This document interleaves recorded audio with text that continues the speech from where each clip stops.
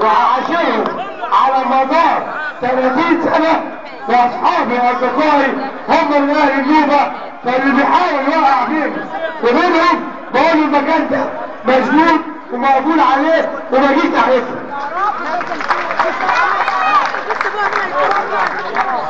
الجزء الثاني واللي محتاج منه دراسة عشان يبقى كله عارف. انا راجل نجحت مستقل بإرادة ناس، نجحت مستقل بإرادة الناس، تحدينا كل الدنيا، وانتم اللي جبتوا عبد الناصر مصطفى. قعدت سنتين خارج الحزب الوطني، انا كنت عايش فيهم لنفسي، عايش فيهم نجومية عبد الناصر في الفضائيات في الجرايد في كل حاجة. هو عبد الناصر وبس. شعب السويس كان مرحلة تانية.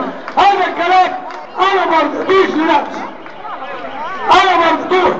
انا قعدت سنتين بقول لك نجومية لشخص عبد الناصر لاقي نفسي فيهم، لكن للاسف الشديد